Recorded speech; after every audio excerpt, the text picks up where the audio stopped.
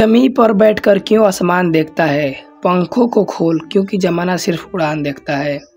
लहरों को ही तो फितरत ही होती है शोर मचाने की, लेकिन मंजिल उसी की होती है जो नज़रों से तूफान देखता है। हेलो दोस्तों, स्वागत है आप सभी का इस हमारे YouTube channel Om Prakash study centre पर। साथियों, मैं हूं ओम प्रकाश। आज की वीडियो में हम लोग जीके जीएस का बहुत ही महत्वपूर्ण क्वेश्चन देखने वाले हैं साथियों, तो आप लोग वीडियो को शुरू से लेकर अंत तक देखिएगा और वीडियो पसंद आने पे शेयर जरूर करिएगा। साथियों, पहला क्वेश्चन है, कौन सा देश जो है साथियों वो बिम्स्टेक का सदस्य नहीं है। साथियों, क्वेश्चन पूछ रहा है कौन सा देश जो है वो बिम्स्टेक का सदस्य नहीं है। साथियों, बहुत ही महत्वपूर्ण प्रश्न है। जो देखिए साथियों, जो Bay of Bengal initiative for multi sector technical and economics cooperation का संक्षिप्त रूप साथियों जो है बिस्मेट है साथियों, बिम्स्टेक है साथियों। और जो है इसमें जो है 7 सदस्य हैं साथियों। पहला जो है वो बांग्लादेश है, दूसरा भारत है, तीसरा म्यांमार है, चौथा श्रीलंका है, पांचवा थाईलैंड है, छठवां नेपाल है और 7वां भूटान है। तो इसमें साथियों जो चीन है वो नहीं है, यानी option number A right answer होगा। अगला प्रश्न है दोस्तों, कागज़ का आविष्कार कहाँ हुआ था। बहुत ही इजी प्रश्न है, आप सब लोग जानते होंगे जो दोस्तों कि जो कागज़ है साथियों इसका जो आविष्कार है चीन में हुआ था, यानी option number C right answer होगा। कागज़ सबसे पहले चीन में बनाया गया था। अगला प्रश्न है दोस्तों, 1942 में जब क्रिप्स मिशन भारत आया तो इंग्लैंड के प्रधानमंत्री कौन थे। बहुत महत्वपूर्ण प्रश्न है दोस्तों, और ये एग्जाम में बार बार पूछता है। फिर से मैं एक बार क्वेश्चन को पढ़ूंगा। 1942 में जब क्रिप्स मिशन भारत आया तो इंग्लैंड के प्रधानमंत्री कौन थे। तो साथियों विंस्टन चर्चिल इंग्लैंड के प्रधानमंत्री थे जब वर्ष 1942 में क्रिप्स मिशन भारत आया था, यानी ऑप्शन नंबर जो है वो डी राइट आंसर होगा साथियों। द्वितीय विश्व युद्ध के दौरान इंग्लैंड के प्रधानमंत्री साथियों चर्चिल ही थे, ये भी आप लोग याद रखिएगा, इंपॉर्टेंट है। अगला प्रश्न है दोस्तों, नेपोलियन बोनापार्ट के जीवन पर किसका अत्यंत प्रभाव था। बहुत ही महत्वपूर्ण है साथियों। तो साथियों नेपोलियन बोनापार्ट के जीवन पर रूसो का अत्यधिक प्रभाव था, यानी ऑप्शन नंबर जो है वो डी राइट आंसर होगा, रूसो। अगला प्रश्न है दोस्तों, औद्योगिक क्रांति सबसे पहले कहाँ हुई थी, बताइए आप लोग साथियों। तो साथियों औद्योगिक क्रांति ग्रेट ब्रिटेन में शुरू हुई थी, यानी ऑप्शन नंबर जो है वो ए राइट आंसर होगा, ब्रिटेन। और साथियों औद्योगिक क्रांति का जनक जो है जेम्स वाट को कहते हैं, जरूर याद रखिएगा, महत्वपूर्ण प्रश्न है साथियों। जेम्स वाट को औद्योगिक क्रांति के जनक के रूप में जाना जाता है। अगला प्रश्न है दोस्तों, औद्योगिक क्रांति के फलस्वरूप प्रादुर्भाव हुआ था, किसका प्रादुर्भाव हुआ था दोस्तों। तो देखिए साथियों औद्योगिक क्रांति के फलस्वरूप जो है आधुनिक युग का प्रादुर्भाव हुआ था, यानी ऑप्शन नंबर जो है वो बी राइट आंसर होगा।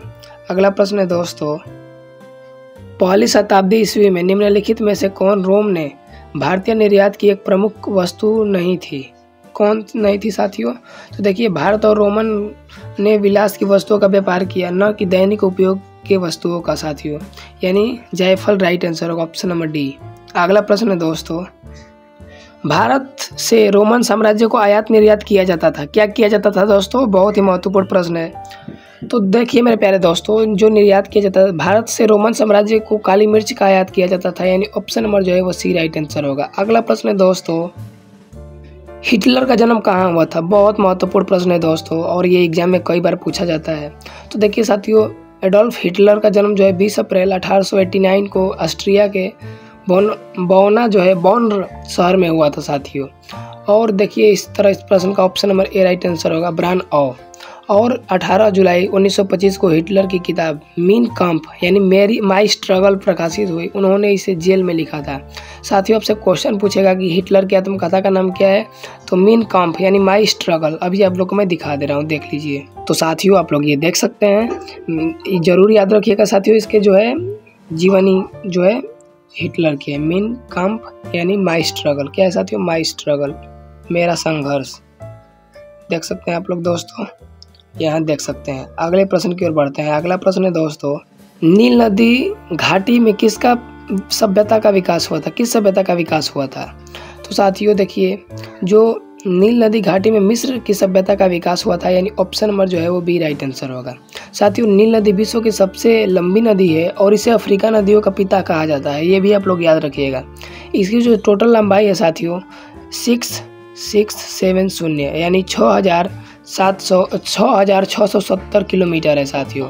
और वहीं मील में पूछा जाए साथियों तो 4132 मील है साथियों, जरूर याद रखिएगा, इंपॉर्टेंट है। अगले प्रश्न की ओर बढ़ते हैं, नील डेल्टा किस प्रकार के डेल्टा का उदाहरण है।